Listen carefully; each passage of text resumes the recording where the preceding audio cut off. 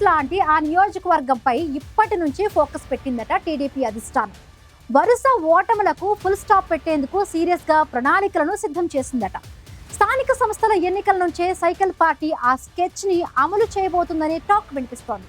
అయితే ప్రస్తుత incharge side అయిపోతే ఆ పదవిని చేపట్టి చక్రం తిప్పాలన్న ఆలోచనలో ఉన్నారట ఆశావహులు.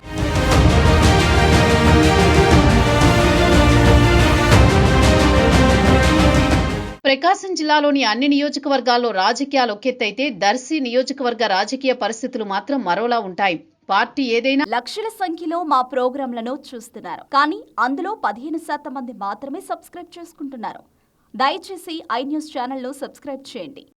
బెల్ బటన్ పై క్లిక్ చేయడం మర్చిపోకండి. Thank you. పక్షం ఏదైనా డబ్బులుంటేనే ఇక్కడ రాజకీయాలు నడుస్తాయి. అటు టీడీపీ ఇటు వైసీపీ రెండు పోటాపోటీగా ఉన్నా ఇక్కడ అభ్యర్థి గెలుపు మాత్రం ఆ నాయకుల ఆర్థిక స్తోమతతోనే ముడిపడి ఉండడంతో దర్శి అంటేనే యమహాట్ గురు అనేలా ఉంటుంది ఇక్కడి రాజకీయం. దర్శి నియోజకవర్గం ఏర్పడి మొదట్లో స్థానిక నేతల మధ్య రాజకీయాలు జరిగేవి. క్రమంగా నియోజకవర్గానికి పారిశ్రామికవేత్తలు నేతలుగా వలస రావడంతో ఇక్కడ జరిగే ఏ ఎన్నికైనా డబ్బుతోనే ముడిపడి ఉంది. కోట్లు ఉంటేనే హిట్, లేదంటే ఫట్ అన్నట్టే మారిపోయింది దర్శి పొలిటికల్ ట్రెండ్.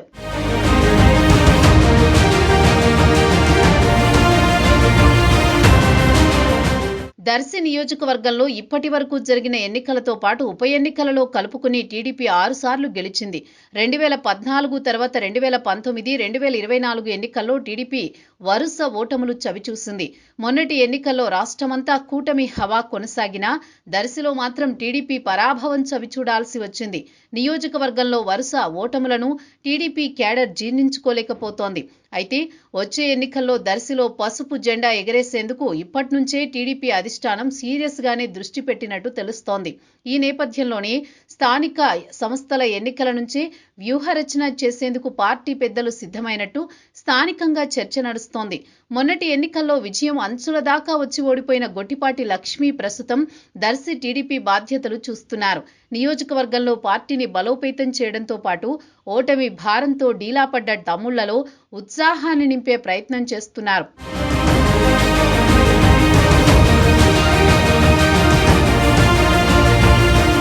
స్థానిక సంస్థల ఎన్నికల్లో గొట్టిపాటి లక్ష్మిని జెడ్పీటీసీ అభ్యర్థిగా బరిలో నిలిపేందుకు టీడీపీ అధిష్టానం ప్లాన్ చేస్తున్నట్టు చెబుతున్నారు.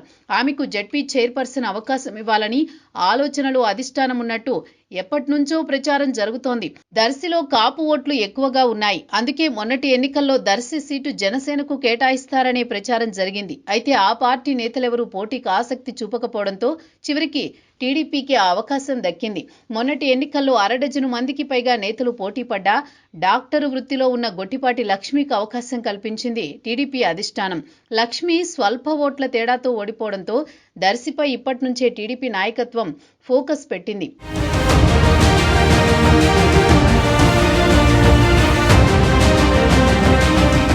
దర్శి వైసీపీ ఎమ్మెల్యే బూచేపల్లి శివప్రసాద్ రెడ్డికి స్థానికంగా గట్టి పట్టుంది. ఆయన తల్లి వెంకాయమ్మ జిల్లా పరిషత్ చైర్మన్ గా ఉన్నారు. దీంతో స్థానిక సంస్థల ఎన్నికల్లో వైసీపీకి ధీటైన అభ్యర్థి గొట్టిపాటి లక్ష్మినే అని భావిస్తోంది టీడీపీ అధిష్టానం.